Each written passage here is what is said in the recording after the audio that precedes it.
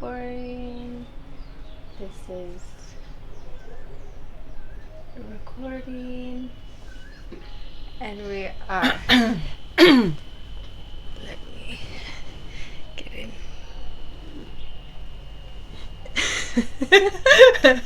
You didn't think it was going to happen. Check the time. You have to go at a certain point. Oh, God. No, it's fine. I have an hour. Okay. At least an hour. Great. Okay. Then now I just let it play. Hi. Hi. Okay, go ahead. Okay, let me just take a minute now. Yeah, you can close your eyes even if you need to or whatever you want to. Well, before we officially start, I just wanted to say, like, however you want to talk about whatever is totally free and up to you, but who we are talking to, yes, essentially, is most of the listeners of the show are meditators or yoga practitioners that have some kind of idea of the space, but not really, you know, and they don't know.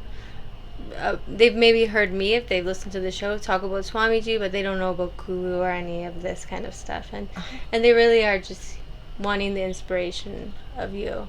Okay. So, just to keep that in mind, and otherwise, I'll just ask you questions from my own side, but also from the side of my perceived listeners. Right. You know? What they might want to know. Exactly. Or like when you're speaking, even though I might know something, I'll pretend you don't. Yeah, because I like to give them the most that Absolutely. I can. You know, Swamiji always says keep your audience in mind when you speak.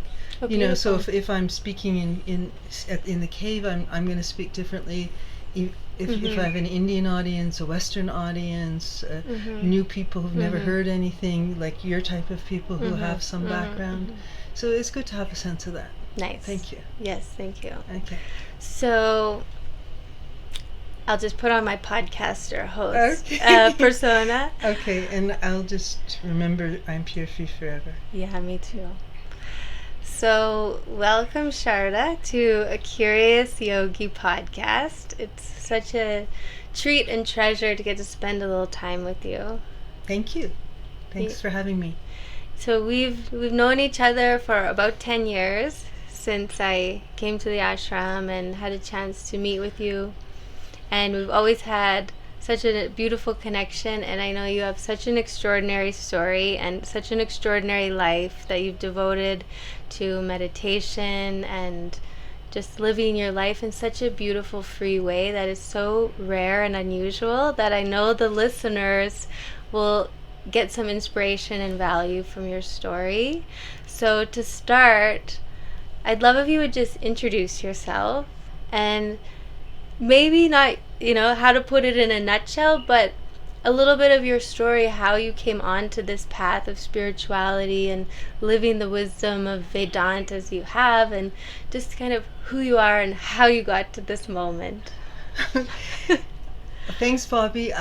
You know, because I'm almost 67 and it started when I was 12, it's going to be a little bit of a long story, so I'll try and really nutshell it, give the key points and the good points maybe in a little more detail, and please interrupt me at any point that you want to expand or needs clarity, because that's a big question, really. You know, it's not like 3 years ago, it's God knows how many years ago. And when I was, let's put it this way, I was brought up in a household which was very difficult, and when I was a little kid I always felt I was in the wrong place at the wrong time, and I used to run away from home because it was unpleasant in my house. So I used to try and get to the orphanage. And then my parents would be so much better behaved when I came back in the back of the police car. They'd have to go find me. It's a kind of a crazy, wild beginning. But the thing is, there are a lot of people in the world, and they have children, and not all of them know how to bring them up. And I happen to be born into such parents. But the fantastic and beautiful part of every difficult thing that happens to human beings is it can be a blessing. It can be something to learn from. And we came on earth just to learn. We just came to evolve, to get free, and to really treasure and value and always enjoy the life that we're given. So it was a blessing that my parents were difficult. And as it happened, when I was 12 years old, I was born in Montreal, Canada, in 1957, and to middle-class Jewish parents in a nice part of Montreal.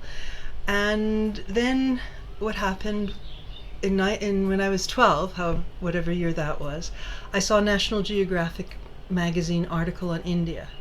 And there were pictures of the saints and sages and sadhus and things. And I was like, that's my home, that's my country, I got to get there. Wow. So I started looking for a guru when I was 13. And my friends all thought I was crazy. Nobody was interested at that point. But I went to various gurus and centers in Montreal that were associated with all kinds of spiritual groups, and I felt like I was an agnostic. I was going to only accept God if I like I said to my rabbi, I was a real disturbance in Hebrew school when I was a kid. And they brought the rabbi to talk to me, and I said, please explain God to me. Introduce me to him. Give me an experience of him. He said, but it says in the Bible you must accept it. And I said, I can't accept it unless it's true to me. So I was an agnostic. I wasn't going to accept God until it was something of my direct experience or spirituality. So I was a kind of precocious, arrogant little kid, and I argued with everybody, and I went from center to center, and it was too dogmatic, too religious, too scientific. And then the delightful part of the story is I had a cousin, and we were really good friends, and he'd moved to America, and I came back, and he phoned me, and he said, how are you? And I said, I'm pretty damn miserable. And he said, well, what else is new? And I said, I'm looking for a guru. And he said, there's one in our house today. And that was Swami Sham. And so I said, can I meet him? And he said, absolutely, for sure. And as soon as I walked in the door, I'd always felt there was something missing inside. I felt empty. I felt I needed something. I felt peacelessness, and my thoughts were just driving me crazy all the time. And there was so much agitation everywhere around me, especially in my house. So I just walked in the door, and being in the vibrations of such a being who lived that space, though I was just 15 at the time, I felt like, this is it. I came home. This is it. So I met him, and I felt like I always wanted someone to know me inside, what I was. And I never felt anybody did, but he just looked at me, and I felt like he knew me. And not only that, despite all my rotten qualities, he loved me.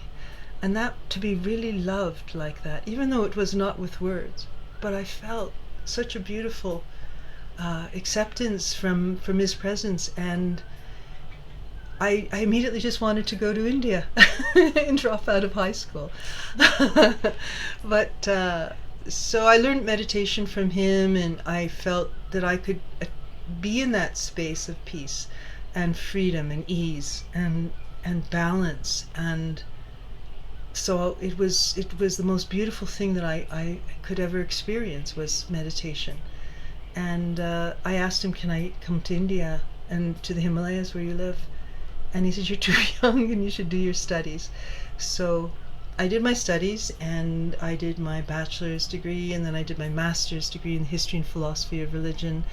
And then at that point, that was my master's. And so every time I would go and visit him, I came to Kulu the first time in 1976, when there was barely electricity, and there wasn't a single car or bicycle even in Kulu, where we live here in the Himalayas. And it's a long story short, I came in 1981 on a scholarship to do my PhD, which was a comparative study of Adi Shankaracharya, Swami Vivekananda, and Swami Sham. I came on a Shastri Indo-Canadian scholarship, and I completed my PhD, and I've been living here in Kulu since 1981, ever since. Wow. It's so extraordinary to hear, like, the brilliance of the being that was so alive in you and awaken you, to have that kind of unshakable desire to know your own self, like at such a young age. You know, I feel like if I reflect on my own teenage years, which were also angsty, and I was also precarious and totally a disturbance to everybody, but I didn't know what it was. So to like hear you express how clear it was, it's really amazing. At the time, it wasn't clear. I was in complete turmoil inside. I can look back on it now in retrospect and see. But at the time, going through teenage years is not easy. Even in your 20s, there's so much unsettledness in the human system that only comes later. This through meditation, the sense of being settled. I'm curious about, like, and we've talked a little bit about this before, but not that much, about when you did your PhD studies and the comparative studies of, like, essentially different enlightened beings or gurus in the Indian culture. Like, what were the kind of similarities or the differences, or what made Swami Sham your guru, and that, like, made him stand out when you compared through your studies to these other great enlightened beings of the past? Well, I didn't meet them. Yeah. So I think that the beautiful thing is that throughout time and history, people have attained the vision of oneness, enlightenment, and total freedom throughout the ages and cultures and countries. And when I was studying academically, when I was studying my master's degree, I took a course in what's called mysticism, and that's a different meaning. Generally, people think mystical means, like, you know, occult or weird stuff. Mysticism is a different meaning for scholars. It means somebody who wants to have a direct experience of ultimate reality, not as like I described with the rabbi. You know, I didn't want to just read about it in a book or accept it or logically come to that conclusion. I want to get immersed in it for myself. And in every culture and tradition and religion, and even among atheists and among anyone who wanted that direct experience of the truth, they all come to the same conclusion, which is that there is only one reality. And they all get free and begin to enjoy their lives, which is what you're meant. Life is meant to be enjoyed, and a human being suffers and creates suffering for the people around him. So people who I studied academically, like Adi Shankaracharya, he was an enlightened being, and I had the great good fortune of Swamiji sitting with my scholarly books, because I mean, we had the presence of someone who dedicated himself to a small group of people who really, like me and you, wanted to be free. And so I can't really say or judge. One thing I've learned is I can't judge anybody, really. You can't know another human being, let alone an enlightened being. But when I would read these people's words, enlightened beings' words, Swamiji would always say, see what's true for you, accept only what's true to your own heart. So I had the direct experience that, yes, this is the truth. I would feel lit by that. And Swamiji was such a person who, despite me being a very cynical, skeptical person watching him like a hawk in the early days, lived that state, and he was able to express it to people from every culture, country of the world, age group, mental conditions. So it was a universal language that he spoke. It wasn't something that was required you to do anything, to have any rules or regulations, to accept any beliefs. He was unusual, and has been unusual in that way compared to many gurus, that there's no as if a tradition around it. It's just a very personal journey that each person who has been with Swamiji is on, and it's for the same realization of oneness, the same realization of total freedom and total joy, whoever they are. When you're speaking, I was thinking about In Light of Knowledge, where it says, like, you need the 3 things for liberation. What is it? The energy? Vivek. Okay. Vivek, there's mumukshutwa, intense desire for realization, which is said to be the most important. Yes. And then there's discrimination between the eternal and the transitory. Mm-hmm. This is Adi Shankaracharya. Yeah. Okay, go ahead. You continue. No, yes, and it's Vivek, Vairagya, Mumukshutva, and then the Yes. 6, what are they? There's certain qualities, Shampati, I don't remember Right. those 6 by chance by now. And maybe I'm thinking of something else, but wasn't it like, maybe it's not even in light of knowledge, but it's like you need to have the energy, the Mumukshutva, and the Guru to reach enlightenment. Yeah, right. And like when you were speaking, I was kind of thinking like how, or I'm wondering what your experience was, even then and through your whole life up to now, to come from a world, the Western world, a Jewish family, traditional upbringing, conditioning, where the guru culture really isn't present. Yeah. And how I think now also, you know, the world that we live in, it's got a lot of new age kind of things happening, but actually you're a master in the Guru Shisha tradition because you've lived it all, as well as studying it. But what that what's your take on the necessity of having someone like Swamiji in your life, or having the Guru presence to actually give you the knowledge of that direct experience that you as the seeker desired to have? And he was the one, but it's like reconciling the Western mind that doesn't understand the Guru relationship. Yeah, sure.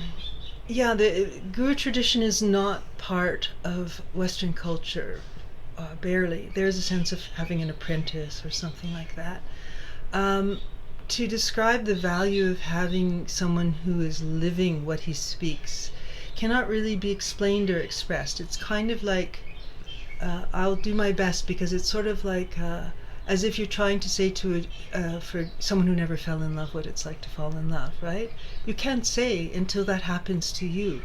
You know, to come to India, such a different world, if you haven't been here.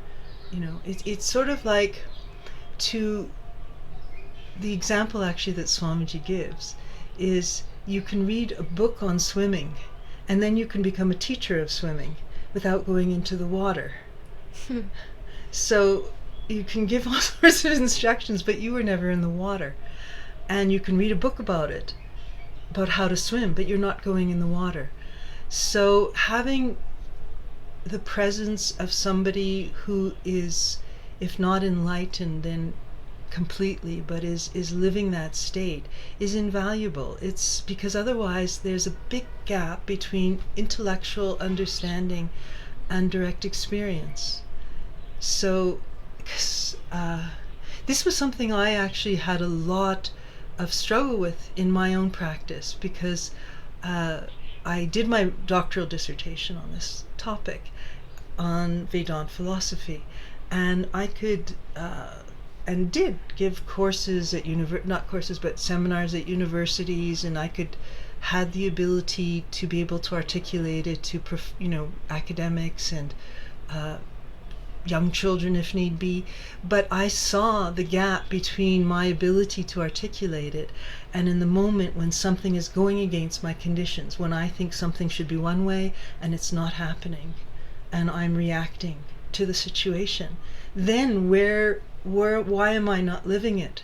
So there's something which is your own direct experience, and you don't get a reflection of it unless you're in a situation with a person who is enlightened enough to be able to share that direct experience with you, who can be somewhat of an ideal for you.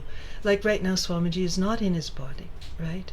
But yet there are people who can express and all over the world. It's that you have to find what's true to your own heart. And they're the Western tradition that I'm going to go for it myself and I can do it all on my own. A child who's studying a new language, how can he do without hearing from the teacher? You can't. And the point about the child, which I find fantastic in terms of this intellectual knowledge, is that a child picks up an entire language and its grammar without studying intellectually a single rule. How does he know how to speak? He's not figuring it out. He's not memorizing it, and yet he's becomes fluent in his mother tongue, what his mother speaks, right? Mm-hmm. So there is an ability within to understand and know things without just the use of the intellect, and that can only come in the direct experience of meditation and being around a person who has that experience themselves, who's not just talking about it, but who lives it, who's not just,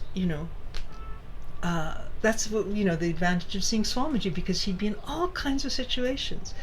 He had a wife and 5 children, and people from all over the world around him with all sorts of mental conditions and agreements and disagreements, and yet he lived and loved and evolved everybody in his presence. And that is invaluable. You won't find that in reading a book or doing an online course. It's just, in our culture now, we're losing the value of being with other human beings. It's just become about online. It's become about digital and machines. And we need each other as human beings. We need each other, and we need spiritual people in their company. There's nothing like it. No. Nothing like it.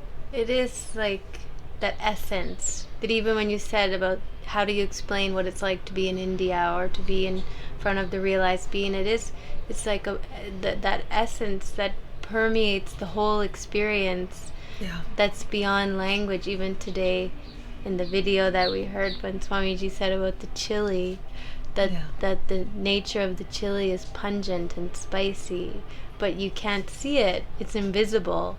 And somehow in the world that we live in, like, priority has been put on only that which we can see or perceive with the mind and the intellect.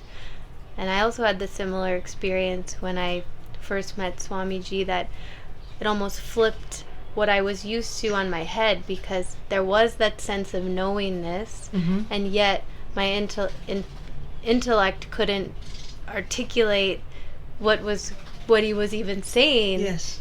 So, but yet there was a sense in the being, whatever he's speaking, he's reflecting something inside of myself, which I also know to be true, but I didn't have the language for it. Yes. Which is such an unusual experience for someone to have, when the whole world for the whole life has been saying, this is what you are, this person, this body, and this mind. And it's so limiting. Yes, and we're so much vaster, and the possibility is there for every human being to get free of the confines of all his mental conditionings and everything he's been taught, because that's all secondhand knowledge, and it can only come directly. It's like if you eat something delicious and sweet, and somebody's never tasted a sweet mango or a sweet fruit or anything, what words could you say to that person who's never tasted sweetness what sweetness is? You can't. They have to eat themselves. And there really are no words except in the experience. So that's why we meditate, because we get the experience of the knower, and the essence of what Swamiji has made so simple and so clear in the field of spirituality is the knowledge of who you are as the watcher, as the knower, as that's unchanging. And that's the only way you get free of your mind and all your concepts and your training, is to watch it and to be able to see that all your thoughts are coming and going, and they're all based on incorrect assumptions, and you don't even know you're holding those assumptions, that you think it's like this. But if that falls away and you can just perceive what it is, then you know. Otherwise you're just seeing through the color of your ideas.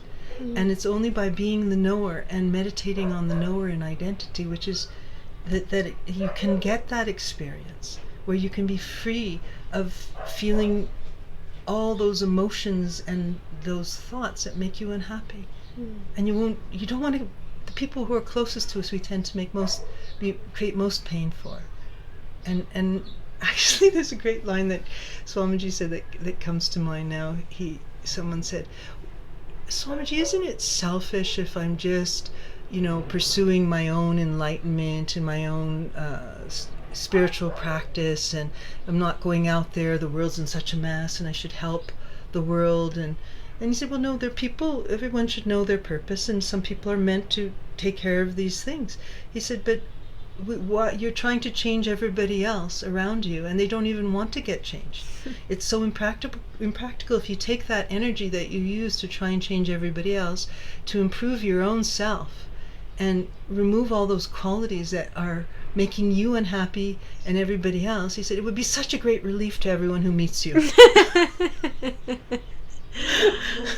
So it's the most practical thing to do this work, and everywhere, all your friends and your family and your colleagues, and you have that peace and that joy, and you're not judging them, and you're not pushing them, or you're not playing all those mental games. You're just simple and pure, and people will enjoy your company, and you'll be the great leaders of whatever you're doing.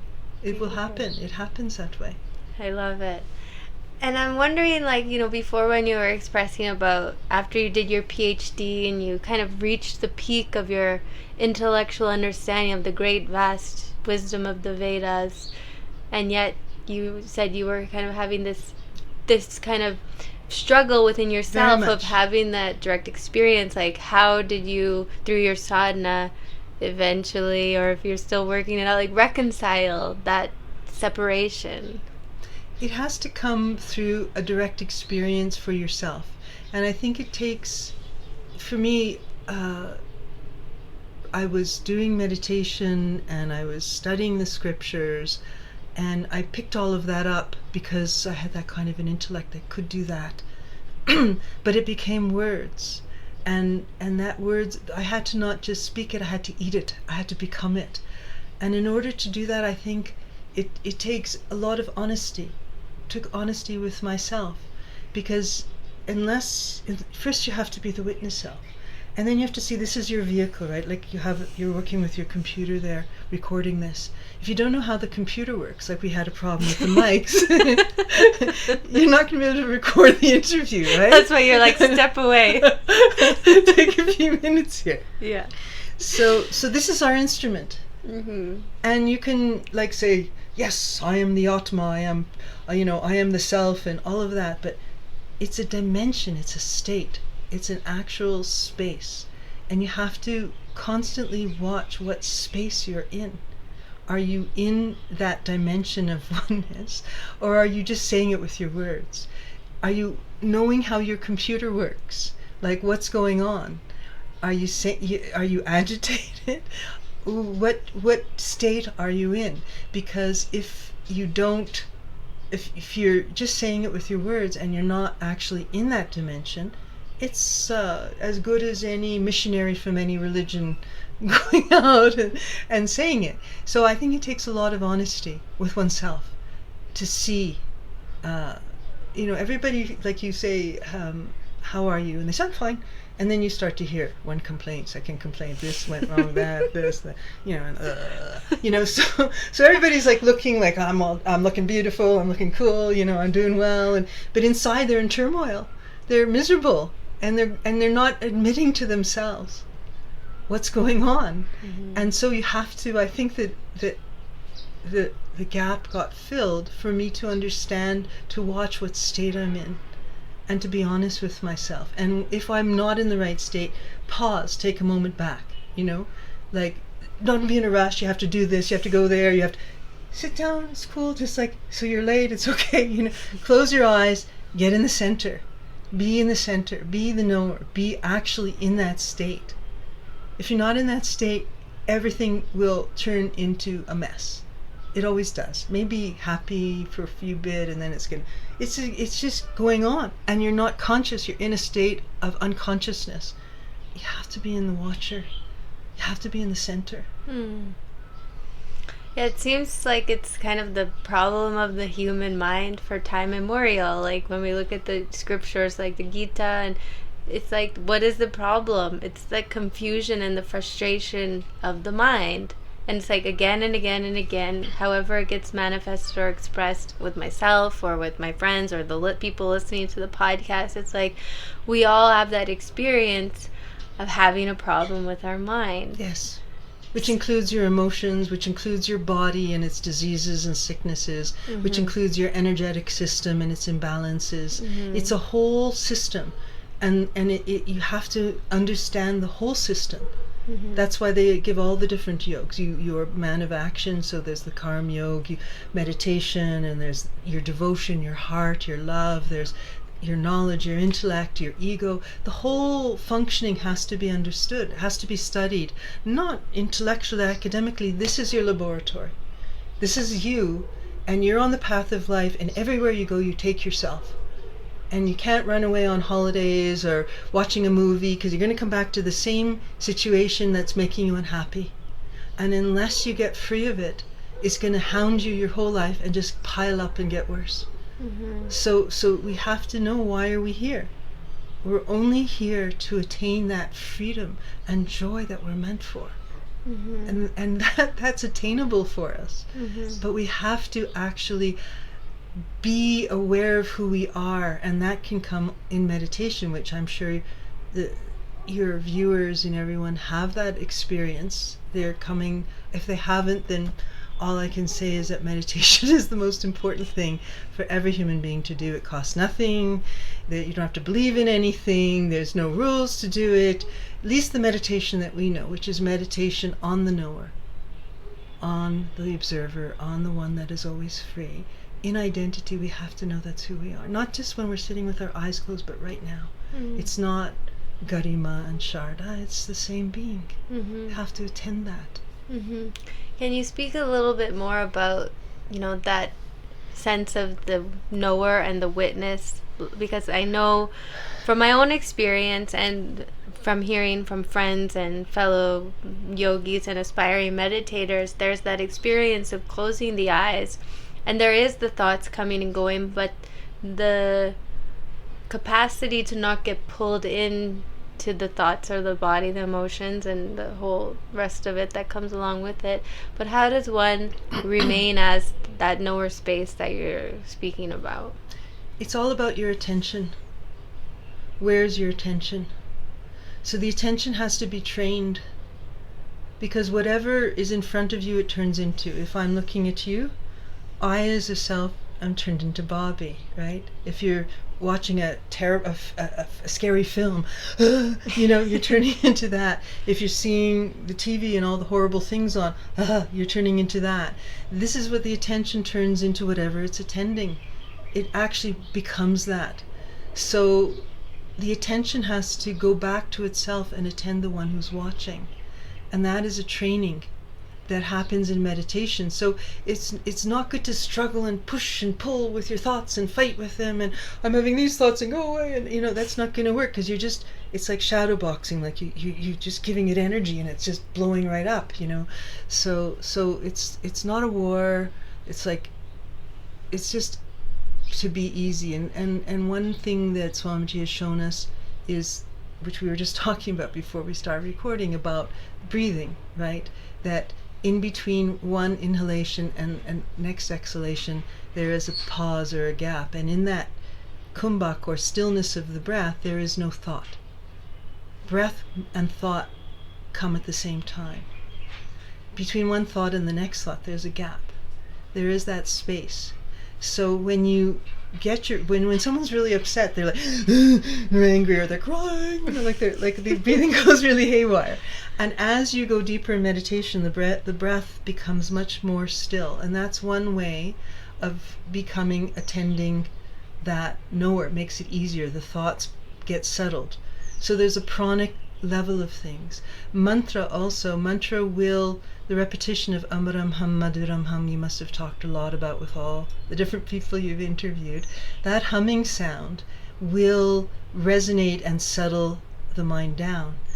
And another thing that Swamiji has shown that I find very helpful on day-to-day situations is, like right now, we're not meditating, but if I'm attending here,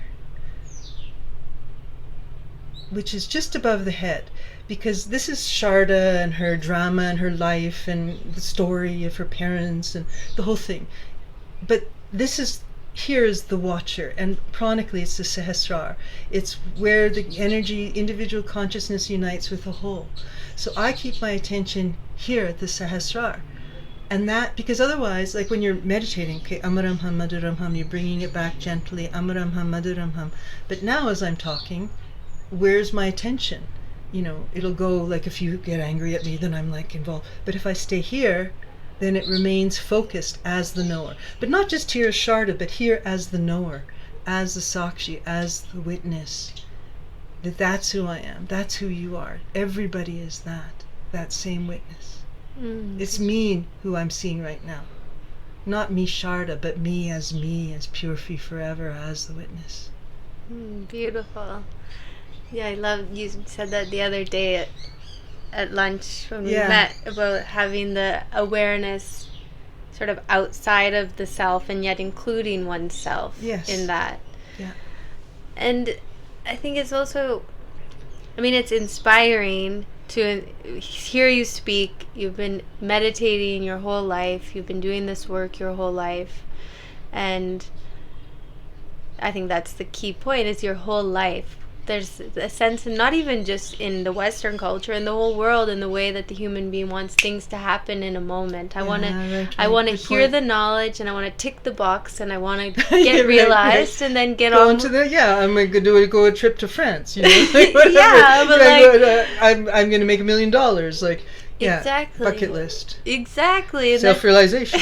Yeah, and then that sometimes that's happened in meditation, and then in 10 minutes later, then suddenly someone frustrates me, and I think I lost my self-realization. Yeah, exactly. But I think it's really humbling and inspiring to know that the practice is, and I think I heard Swami say this once in a talk that.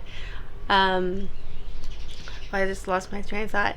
He said, I didn't get realized and stop meditating. Right. That actually the practice of meditation is a continual practice. Yes. And to hear, like, even your own revelations and your own direct experience, which happened through your dedicated, committed practice, which I think is something for the listeners and for me that we need to remember, that it takes practice. And like what you said too, whatever you attend to, you become. And similarly, whatever we practice, we become. Yes, like just exactly. how I've practiced for 38 years that I am Bobby from Calgary with the parents, like, and the whole story, like you just said. But to start practicing Pure Free Forever, or the Amaram Hum, Madram Hum, practicing that, like, we have to keep practicing. And I think you and many other friends that live in this community, and maybe other friends that are in older phases of your life, that you're still meditating. You haven't stopped. Never. If nothing, you're probably meditating more. It's beautiful to meditate. It's a joy to meditate. It's endless. The discovery is endless. The joy is endless. The knowledge is endless, and it's to be discovered. It's to be realized. It's the most fulfilling and fruitful pursuit you can do in your whole life, because it's who you are, and it never goes anywhere. You're not dependent on anybody or anything else. Puts you in a weak position if you think you need your job, your family, your beloved, your dog, your money, your TV set, your cigarettes, whatever your thing is that you think you need, and they're endless. But it's who you already are, and it takes a constant dedication to that, an exploration of that. Doesn't mean like you have to go off into the Himalayas and meditate, and people live their lives, but if it's about attending the knower and meditating on the knower, then everything becomes successful. You enjoy your family, you enjoy your career, you enjoy everything. It's meant for joy, life. It's only meant for joy. Swamiji said, people would say to him, I've been remembering this a lot lately, he'd said, people would say, Swamiji, you've given me so much. You've done so much for me. Please tell me what can I do for you? And he'd always give a similar answer, and it was, never make yourself unhappy.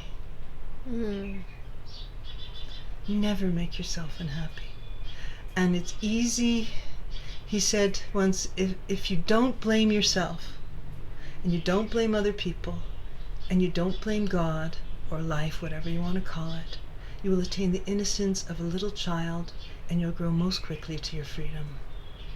So that's beautiful. So we enjoy, and we don't feel I've done a mistake, somebody else has done a mistake, this is bad, it's happening in the world, if you just can take things as they are, just as they are, and not make yourself unhappy, and just live and radiate the knowledge to whoever you're in front of. Don't make them unhappy, and don't make yourself unhappy.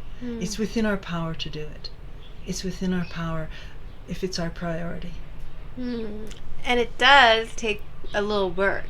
Like I read a lot of work. I read this article, I can't remember what source it came from, but it was some kind of a research paper about the nature of our thoughts, and that it was something like 90% of the thoughts which spring up in a human consciousness are negative and dividing, and it's like how often, speaking for myself, have I made myself wrong for having negative thoughts? But it was kind of a eye-opener, like the nature of the mind is to separate and divide and compartmentalize, because that's its job.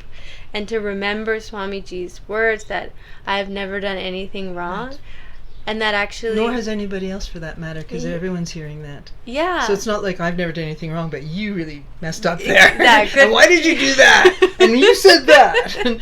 Good differentiation. And God, why did I have to get this happen to me? So God, yeah. I'm not mistaken. But it's so the tendency, if we let the kind of mind pull us in, and how... And I love what you said, like, we have the power always to reflect. Or what did I read in Yog Vashish? The antarmukh. Turn your face to the inner being. Like, we have that power to befriend the mind and say, come along with me, you're doing great. But the inner being is the one who I'm putting my attention on, like you said. Like, but, you know, inevitably, and maybe it's because I'm at a different phase of my life, or, you know, I know sadhana isn't linear, but at a different space where... whether it's my hormones or my mind or the conditionings or the sanskars, whatever, it still gets so pulled into the world. You know, so it gets so kind of either gets pulled into the world with disturbance and disgust, or with kind of sparkling joy. You know, yeah, but rag and dvesh, yes. Nice. That attraction was, and that was my my acting out of rag and dvesh. Very nice, very nicely done. But I guess. My question to you is that just it comes with practice, with the maturity of the practice, or is it, you know, like, what is that? I think one of the very, very, very important practices that has to be included in our lives is to not believe in our thoughts. That is a huge thing, because the tendency of the mind is whatever thought comes in, you think it's correct.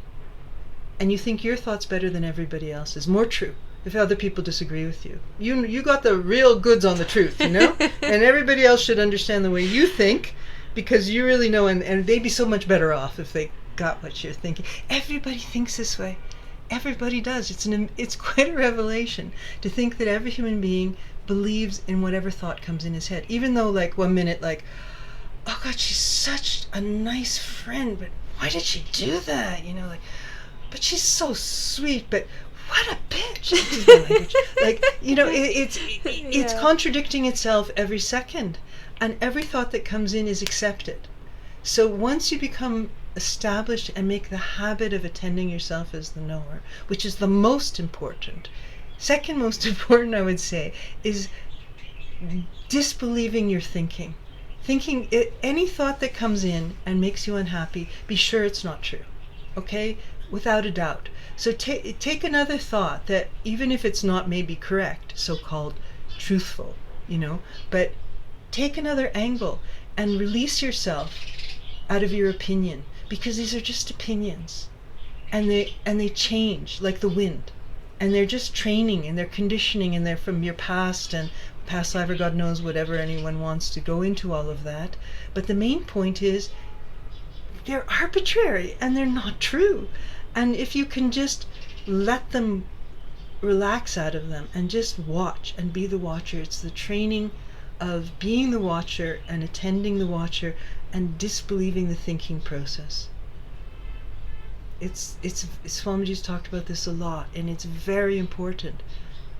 And it's not like you sit there with your scripture and your meditation cushion and you've got your candle on and now you're doing your sadhana. Every single second is your sadhana. And if it's not going to happen for you. If you say, okay, now I'm going out to party and then I'm going to go and meditate, when you're partying, you have to attend the knower, because that's where you'll enjoy even more your partying. It's not like you have to stop partying, but party is the knower and then enjoy. Otherwise you're up and down with things you think, this is the things we like. We think this is where I'm growing, This is a wonderful situation for my sadhana, and then why did that happen, All these moments are the moments of grace. They're a moment for you to live the truth and not ever make yourself unhappy or anybody unhappy. To live the truth of oneness, live the truth of freedom, purity and eternity. And it's possible. It's being lived. Yeah, like it makes so much sense to hear it. Like when you're saying like the thoughts are not real, it's like in my head I'm like, well, obviously, but somehow in those moments where the mind is trying to convince myself or to sort of affirm itself, I guess, because that's the job of the ego intellect. Yes. Mind mechanism is to keep the human being alive. So thank you, I guess, for that, and thank you for the awareness of that, which can always make me free from that. Yeah. And it's there. And you laugh at yourself. We take ourselves so seriously and everything's so important and so seriously. Swamiji is always laughing and making everybody laugh. He when line comes to mind, he said, the person who treats reality as a joke is liberated, and the person who treats a joke as a reality leaves the room. Yeah, but I guess it is work. It's a total work, and it's the only worthwhile work. It's not like you have to quit all your other works, but you have to make this at the center of your life. And it's just like anything you want to be, anything in life you want to do an academic degree or get a profession or get the person you're in love with or whatever it is that you want, that pet, whatever it is you want. You put your attention, you put your energy, it'll happen for you. It's what you desire. What you really Swamiji used to say to me a lot, what do you want? And what was your answer? Well, my interesting thing was my mind would say, I want this and this and this and this, but out of my mouth I'd always say, I want complete and utter freedom. I want vision of oneness. I want self-realization. And my mind would say, I want to be healthy. I wish I had more money. Whatever its desires were at the time. So you have to really want to be free. That's why they say in the scriptures that the desire for liberation is the most important. But in a chilled way. I'm going to tell you one cute story. How are we doing for time? Good. There's a cute story about me. So I came here when I was 22, and one day there was satsang outside, and I decided, I thought, because I'd studied at university about the Buddha, and he had sat under the Bodhi tree until he got enlightened. And he just meditated under this tree for I don't know how many weeks or months and didn't eat, didn't drink, he got liberated. So I thought, if the Buddha can do it, I'm as good as the Buddha. I was a very arrogant kid, I really thought I was really incredible gift to humankind until I started to come to know my personality and all its flaws. But anyways, I was confident, which is important to have faith in yourself, and that I had. So I decided, okay, Buddha can do it, I'll do it too. So I sat under this tree. It was in the summer, and I had a little cotton shawl, and I sat under the tree, and it was freezing, It was something like 3 a.m. I was hungry because I'd been there since 2 p.m, and I was tired and I was miserable, and I'm going to do it like Buddha did. I'm going to do it. So at one point I got up and started to walk down to use the bathroom, and it was a beautiful full moon night, and all of a sudden Swamiji was standing outside. I thought, what's he doing here? You know, I was probably disturbing him. He was somewhere else. About this kid's like going crazy over there, you know. So he came out and he looked. I said, Swamiji, what are you doing here? And he said, question is, what are you doing here? So I told him, I'm here because I'm gonna meditate till I realize. And I said, I have great mumukshutva. I have great desire for liberation. And he said, mumukshutva means just relax and know you exist. Now go home and sleep and get warm. He started laughing and sent me away. And I went home. And like, it doesn't mean that intensity, you know. I'm going to do it. I'm going to realize how much meditation did I do today, and how many scriptures did I read, and how many hours of satsang. It's just to know your existence as pure fee forever, as the knower. Mm-hmm. That's a beautiful story, and I feel like that's something that attracted me to Swamiji and this kind of way of life and to sadhana is the priority on the freedom, the priority to just be free and add meditation and like, because I had these kind of concepts of what it meant to be spiritual or kind of like somehow, I guess because probably I grew up in a religious Christian, not overly religious, but a Christian background where I associated spirituality with religion and rules and it kind of I was always wanting to be free, and so for most of my life until I met Swamiji, I expressed freedom on the relative field. Sure. As wild as I could have possibly I was the got. same. And not only did it not make me free, it made me suffer way more, but to actually have that experience of the realized being and the one who's living the knowledge, and it's so clear, for me it was anyways, but to just know, actually freedom is everything. And he would just say 3 minutes, 5 minutes, 7 minutes, just add meditation. Yes. And how beautifully he said to you, just relax. and you take care of the system and you do the things, and I just find that so attractive and so kind of freeing in itself. Yes. Just to know I don't have to be anything other than what I am. Yes, beautiful. So true. Because the whole life, from the time we're little, we're just trying to be something else. We're trying to be smart. We're trying to get the job. We're trying to get the friends. We're always trying out. Yes. And then to have that sort of permission or the recognition. Beautiful. That just beautiful, Bobby. Freedom is it. Yeah. And you're already and that. And you're already that. Yeah. It's kind of like you said before, it's just you can relax. You can relax. And it does make it joyful. Yeah. And then, Nandi and I had this conversation, we actually on the podcast, also about, this idea of discipline, and we have to take care of the body, and we have to do these things, but when we start from freedom, those habits or lifestyle requirements, they kind of happen more naturally and organically from the space. Beautiful. Rather than from forcing. Outside. Yeah. From inside, that's the thing. It's like Swamiji never gave us rules and regulations. He never said you had to do this and have to do that. He always said freedom never begins with bondage. And it's even a rule, every moment is totally fresh and different. If you're in a situation, house is on fire, what do?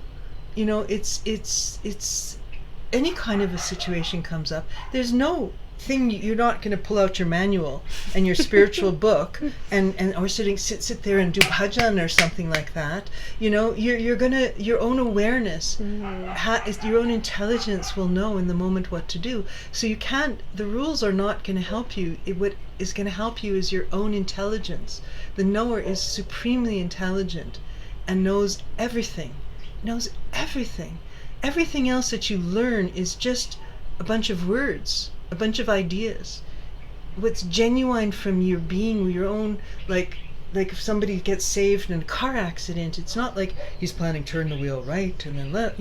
He's moving, he's saving, he's doing, he's speaking what's needed, rather than with a plan and an agenda and a discipline and a formula. It has to be from the heart, from the being. That's going to be your freedom. And it's having the imposition of all these, Swamiji also would say, it's never a belief. It's your experience. If you're just believing in something, it's just with your mind. It has to be what you have known for yourself. Then it's going to work for you. Mm-hmm. And so this is our laboratory. This is the experiment. Our life is our experiment. And there's nobody who can do it for you. Nobody can do your sadhana. You're on your own. You're on your own. And it's the most fabulous, wonderful journey. It's just fantastic, and it's very fun and funny. And we're great characters in this great drama that's been created in the world. Mm-hmm. So for people that are listening, I'm just kind of, I don't know, thinking of some friends and family that say are just kind of maybe reaching a point of total disillusionment with the uneasiness of the mind, of the world, of the whole hoo-ha that's kind of going on in the waking state. Yes. And one starts to turn with curiosity, like the name of the podcast is A Curious Yogi. Nice. If someone's starting to turn to meditation and get turned on to this idea of the knower, like, where does one begin? Just closing the eyes? You begin with Bobby giving you the technique of meditation on her podcast, which I hope she does. Mm-hmm. The beautiful thing with Swamiji is that, there's no secrecy. There's no money involved. There's nothing you have to do or not do in order to do it. Nothing you have to believe in or not believe in. A child can learn it. It's that simple, it's that effective, and it's that easy. Mm-hmm. So, but he's given a million different styles and ways to meditate. And what would the podcast be without you giving them the meditation technique on a regular basis? Mm-hmm. So I think that if, the thing, I remember when I was in Canada, I was interviewed on TV, and TV was much faster, but I had a long radio interview when I was there in 2004. So the woman who interviewed me, I said, I'd like to share the technique of meditation because that's what it's all for, and people could really receive the benefit. And she said, well, you can't have dead air on the radio, silence, So then we got a song, in those days, Shakti Kumar's, some beautiful songs. And then the meaning was in the English words, so they could also be with that. But I think that people need to not just read a book on swimming, but jump in the beautiful ocean of meditation. And that you are absolutely, completely authorized to give. I love that you said even a child could learn it, and yet meditation is that practice that it stays with us, and like you said right at the beginning, that it's with us always. It's free. We don't have to. It's always with us, even till the last breath. Yes. We can close our eyes at any time and just know ourselves as that free being. It's kind of just like the greatest nugget of wisdom. Absolutely. That we could ever have. Meditation is the most important aspect of sadhana, bar none. Mm-hmm. And anybody, I would say, if anybody stayed this long to listen to me speak, I would say, Swamiji once, he was interviewed by this Australian film crew, and said, I can give the message in 5 minutes, so they timed 5 minutes, 3 minutes, 1 minute, and even in one word. He said, the message is meditate. Meditate. Meditation is the way to your freedom, is the way to receive whatever you want in life.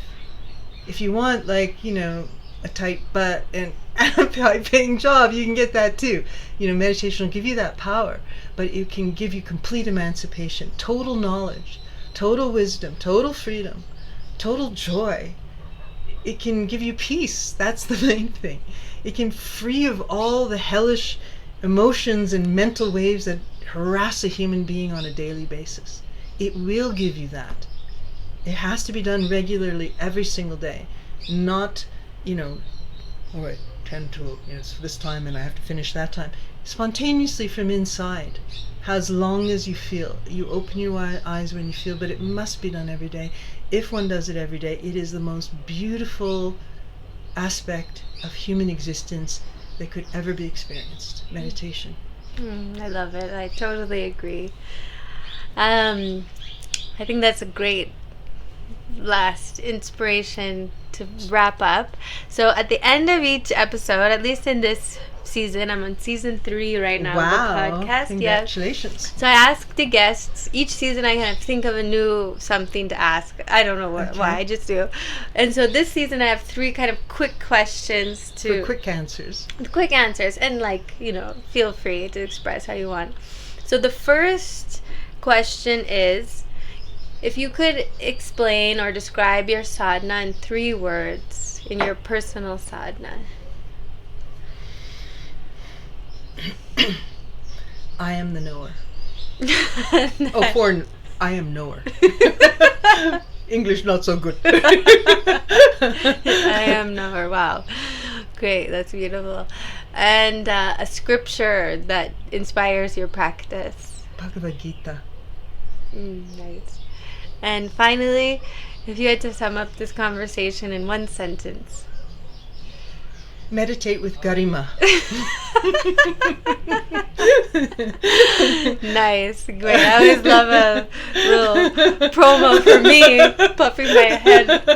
No, you're available. Yeah. I once asked Swamiji, when I was 17, I wrote my first academic paper on him in 74. And I wrote all my ideas, and I knew nothing about anything.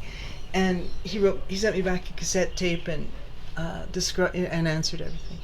And in this, I thought he better check. And basically everything I was concluding was otherwise.